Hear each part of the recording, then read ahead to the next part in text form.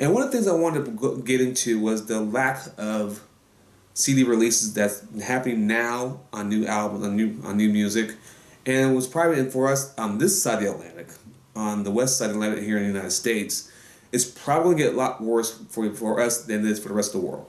Um, CD sales have just dropped off the cliff, and now that new releases are coming out on vinyl and downloads and streaming, physical media sales, particularly of optical media, is probably going to drop off even more, if not in some cases drop off, just go down to zero. I expect sometime this next year, in the year 2020, we will see the end of Blu-ray sales, perhaps. It's my prediction that I believe that Apple will probably cease doing downloads at the iTunes store.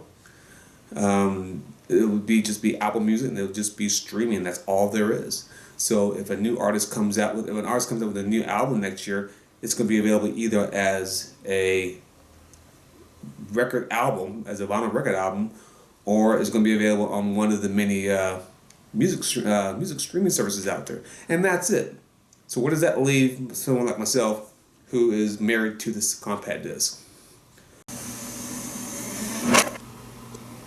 I was thinking about the first time I ever saw a CD, and that brought me to the point, and that brought me up to this time where I went back into my collection and I found my first CD that I ever bought. Yep, Pink Floyd, The Dark Side of the Moon, and I think I bought this must be in mid 1985. Cause I got my first player for my birthday in November of that year, and I had this CD at least 2 months before I had a player to play it on. So I had no idea what it was going to sound like. And what is unique about this CD here is that this is a Japanese pressing of Dark Side of the Moon.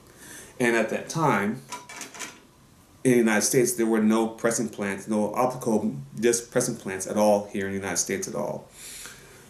And so our CDs that we had here either came from Europe or it came from Japan. Do you remember the first time you ever saw a CD? Do you remember where you were, and what were your thoughts on that? Well, let me tell you about mine. The first time I ever saw a CD and a CD player must have been about 1984. The format has been out for a while, but living in a small town in Texas, and at that time we had a brand new mall, which was huge, a huge deal, a brand new mall. And inside that mall there was a rather upscale audio salon that sold stereo gear. And in there, it was called TB Electronics. And in there they had to me was the very first CD player I've ever seen. It was a big monster thing, and it looked like a very large cassette deck. I remember the retail price of that CD player, which was I think branded as a Toshiba, was about $3,000. And in there, they were playing one CD. All they had was one CD. That's all they had. And the album that they were playing, ironically, was this one, Boston, Don't Look Back.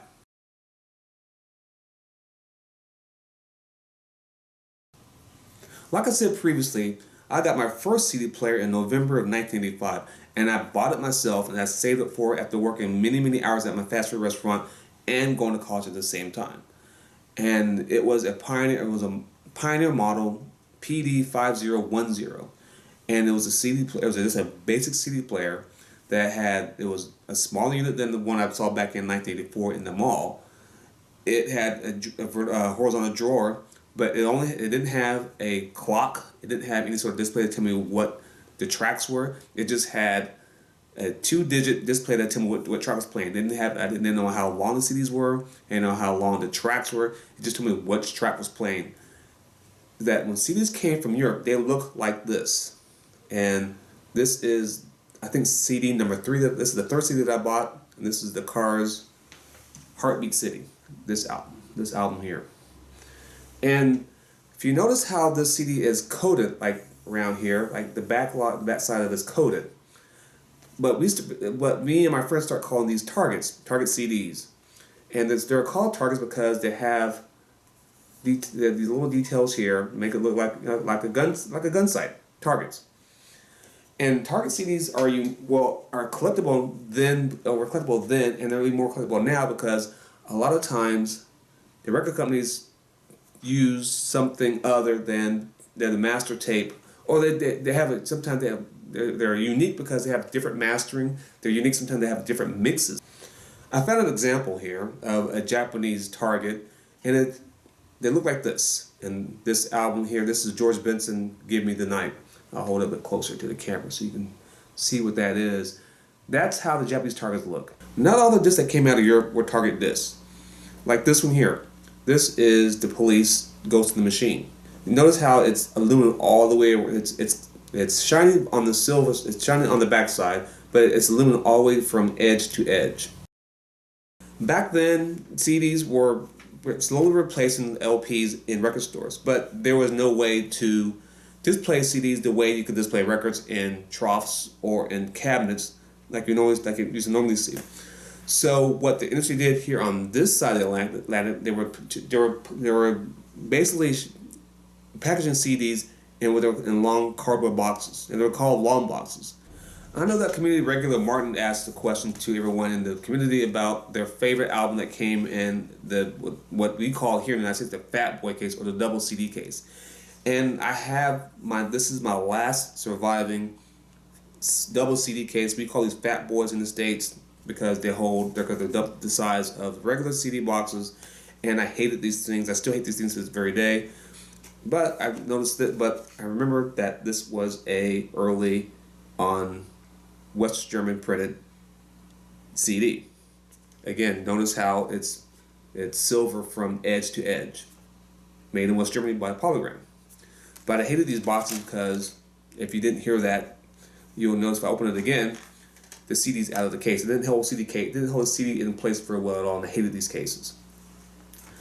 But, much as I hated those cases, I hate these even more. I don't like the paper. Like others in the community, I'm not a big fan of these paper folders for CDs and stuff. I don't think the CDs are any chance of being damaged that much, but it's just flimsy and it's cheap, and I don't particularly care for them. But that is the way of the world these days, and that's how we get our music now, is through these paper envelopes and no longer with hard CD hard jewel cases. Give me your thoughts on this. Tell me what you thought when you first saw the CD. Tell us about your first CD player. Tell us about your first CD if you can remember your first CD.